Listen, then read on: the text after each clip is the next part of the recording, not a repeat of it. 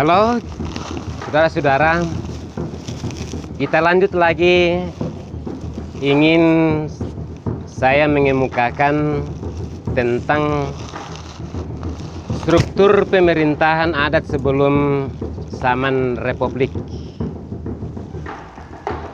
Tentu kita tahu bahwa penjajah lebih dominan mempengaruhi pemerintahan di Toraja, tetapi juga tetap mempertimbangkan tentang adat istiadat yang berlaku di Toraja ini. Saya tidak bisa mengupasnya tentang Toraja secara keseluruhan karena N. Adriani mengatakan bahwa yang disebut Toraja itu mulai dari Nrekang sampai Sulawesi Tengah, dari Sulawesi Tenggara sampai dengan Polewali. Tapi yang saya mau kemukakan hanya yang sekarang ini dua kabupaten, Kabupaten Tanah Toraja dan Kabupaten Toraja Utara.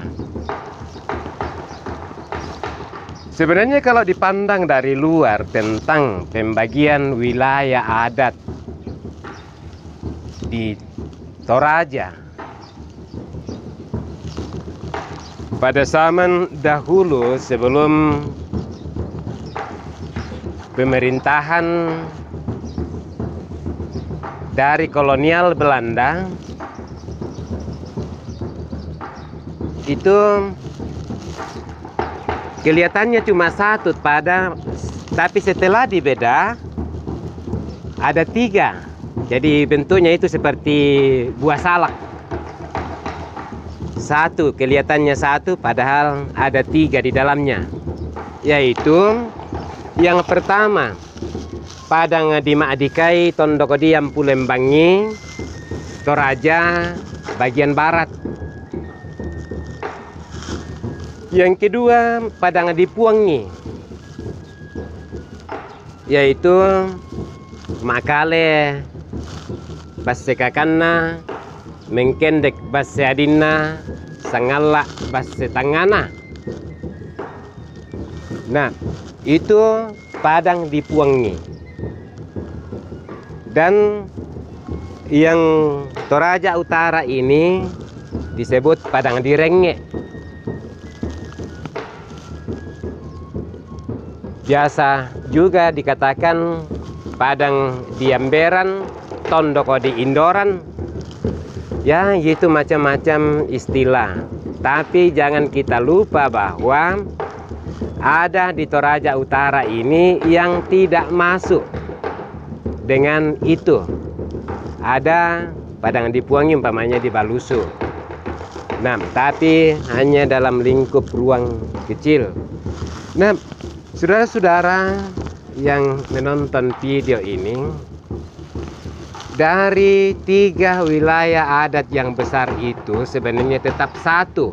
Tetapi karena bentuk alam, hukum alam yang membedakan kita, diantarai oleh gunung yang begitu tinggi, sehingga hubungan antara Padang Dima Adikai dengan Padang Dipuangi dan Padang Direnge ya terkadang mendapat masalah, mendapat kendala.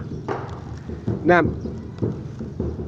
sehingga kelihatannya ada perbedaan-perbedaan, tetapi bukanlah perbedaan secara signifikan.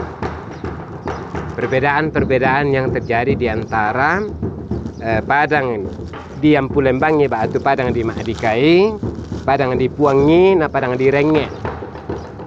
Ada antropologi juga sosiologi mengatakan bahwa Padang Dima Adikai dari kata Ma'adi nama kakak. Itu berarti seorang pemimpin memposisikan diri sebagai kakak dan yang dipimpin memposisikan diri sebagai adik. Nah, berarti antara yang dipimpin dan yang memimpin hubungannya seperti saudara antara adik dan kakak. Nah, berbeda lagi dengan Padang Dipuangi. Itu ibaratnya dengan majikan dan pelayan. Nah, antara pelayan dan majikan, apa yang dikatakan oleh majikan harus diikuti, harus dituruti. Hitam tetap hitam, putih tetap putih, begitu. Nah, ada yang melihatnya bahwa disebut padang direngnya adalah segala sesuatunya diletakkan di atas pundak pemimpin. Nah, segala sesuatunya diletakkan di atas pundak pemimpin sehingga masalah itu harus dipecahkan di dalam musyawarah mufakatnya. Jadi harus dipecahkan secara musyawarah mufakat karena sudah terkumpul di atas pundak pemimpin. Nah, rengek mo, topa rengek. Nah, kelihatannya di dalam 3 ini dibagi-bagi dengan 32 wilayah adat, 10 wilayah adat di bagian barat, 10 wilayah adat di utara, dan 12 wilayah adat di Talulembangna. 12 berarti 32. Wilayah adat itu kalau sekarang boleh dikatakan itu adalah kecamatan. Wah, saya melihat andai kata itu jangan dibagi sampai 41 kecamatan, ini Toraja Utara dan Tanah Toraja. 40 kecamatan, tetapi cukuplah 32.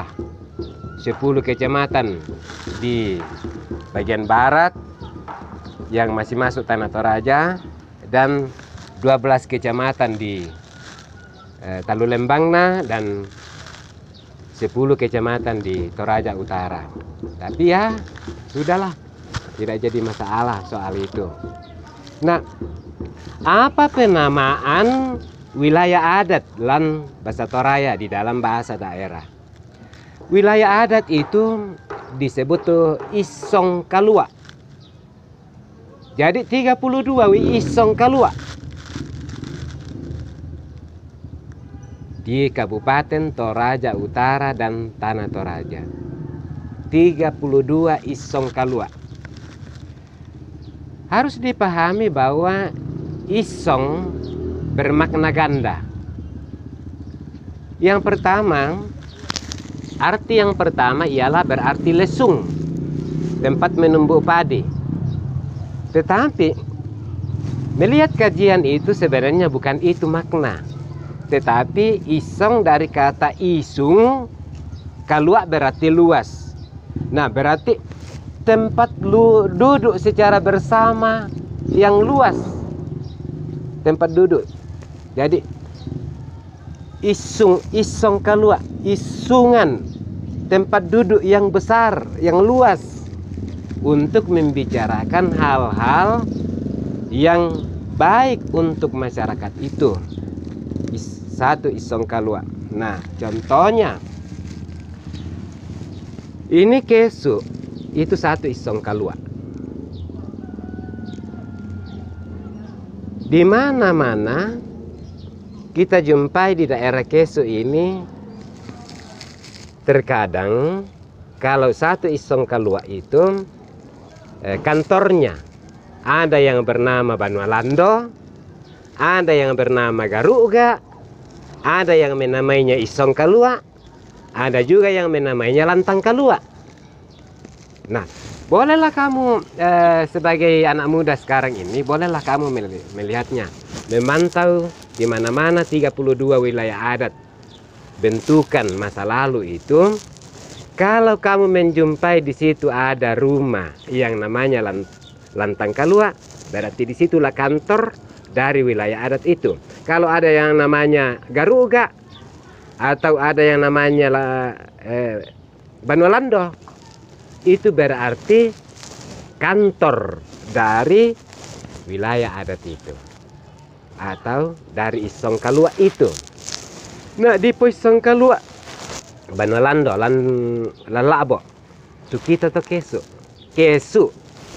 Ini kesu ini dari kata kaesungan, artinya duduk penuh hikmat.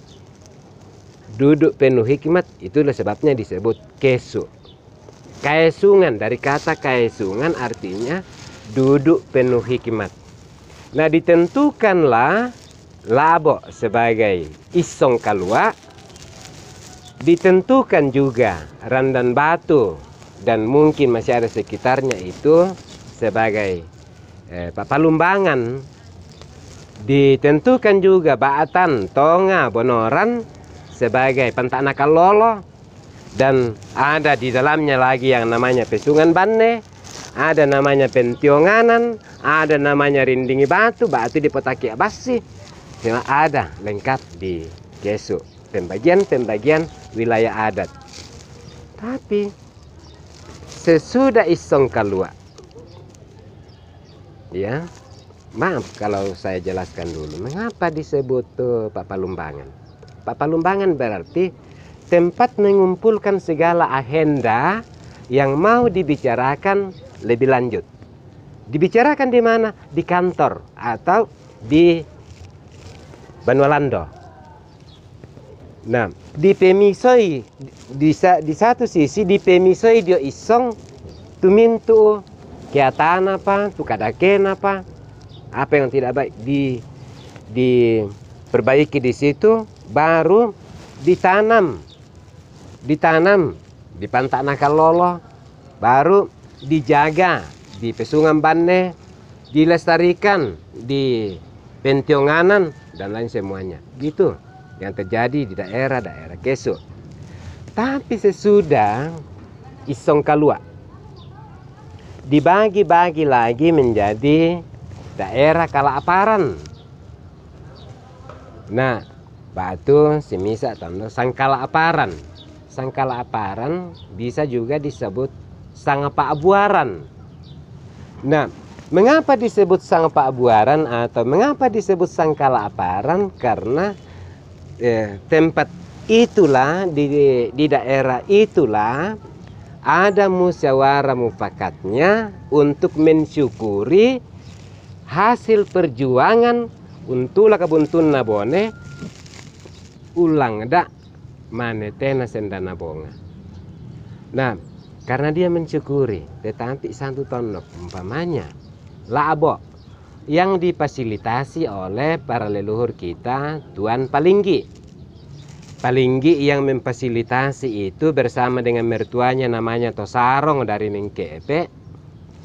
Itu yang memfasilitasi sehingga dilaksanakanlah Ma'bua atau apa Padang di Rantetalang pada waktu itu.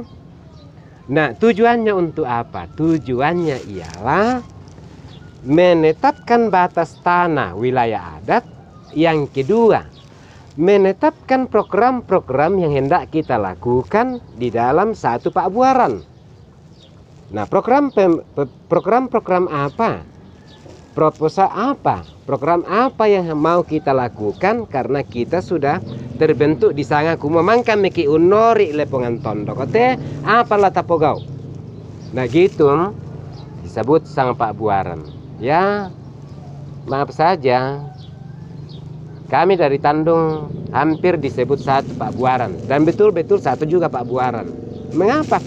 Pada waktu itu memang sudah ada kesepakatan bahwa kita melaksanakan syukuran, mensyukuri hasil perjuangan kita dan menetapkan batas-batas tanah, juga menetapkan program yang hendak kita mau kerjakan di bawah kepemimpinan Palinggi dan mertuanya namanya Tosarong pada waktu itu. Tetapi sangat disayangkan pada waktu itu juga sudah dijanji bahwa tanggal sekian kita melaksanakan Ma'bua. Nah, orang Tandung mengetahui hal itu karena sudah disampaikan bahwa kita akan melaksanakan Pak Buah. Syukuran sangat tondok, syukuran satu kampung, sang kampung Pak Buaran, sang Pak Buaran. Tapi ini juga almarhum Tosarong rupanya terlalu mendikte menantunya Palinggi.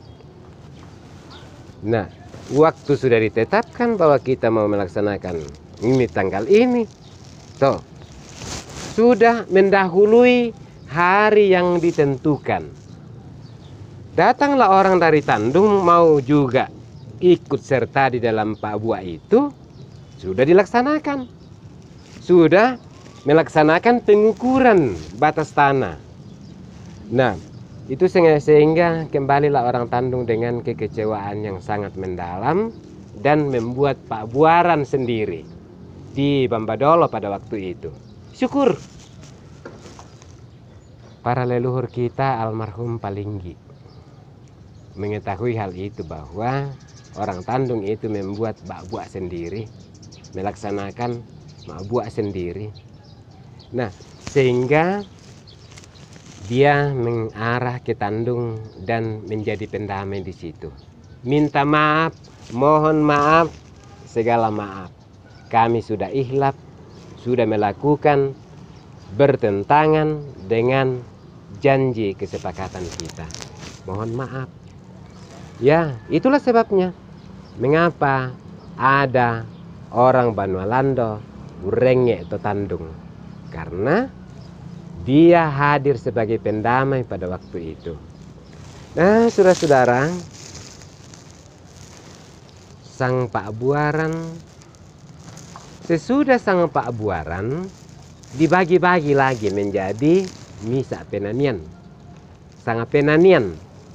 Apa itu sanga penanian? Bukan berarti satu paduan suara, bukan.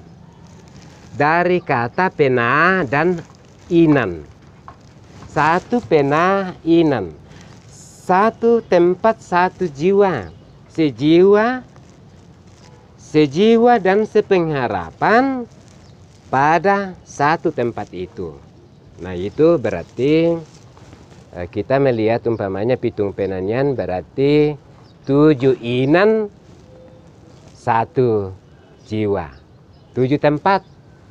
Nah, patangan penanian di kita di Labo, patangan penanian, tapi tetap misa bakbana. Patangan penanian misa bakbana, yaitu mengkepek Karatuan, Marante dan Tandung. Patangan penanian di Buntao. Nah, patangan penanian di Buntao yaitu Tongkonan Basse dan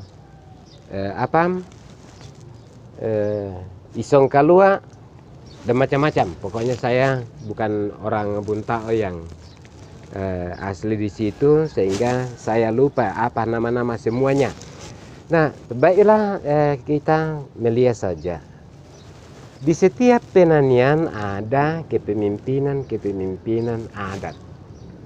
Kepemimpinan adat karena di setiap penanian itu ada parenge.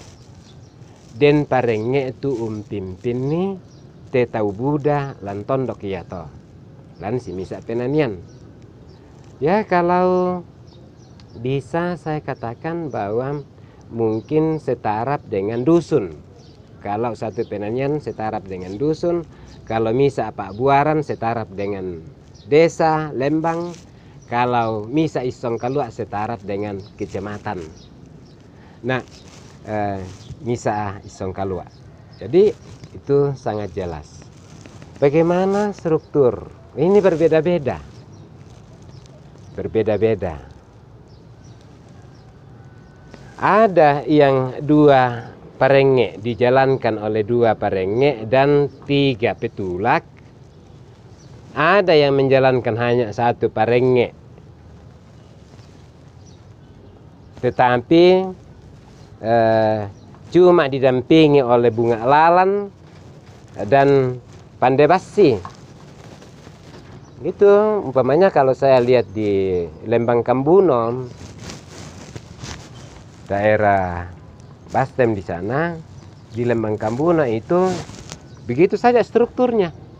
Parenge, bunga lalan, napande basi.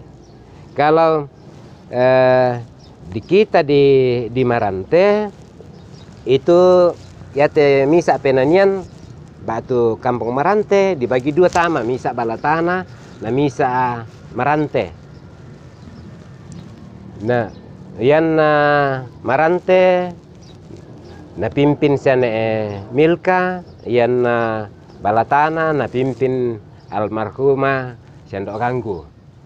Nah gitu yang kemudian ditulak oleh beberapa parenge sebagai Perdana Menteri.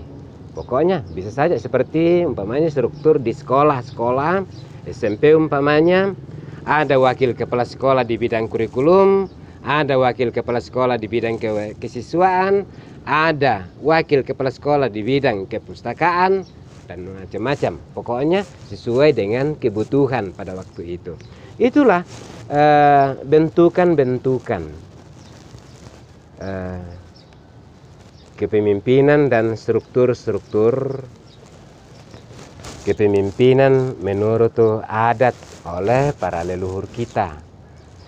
Ya, mudah-mudahan dengan tidak jelasnya secara mendetail menimbulkan pertanyaan untuk kita bisa kupas lebih lanjut. Terima kasih, sampai jumpa di kali lain.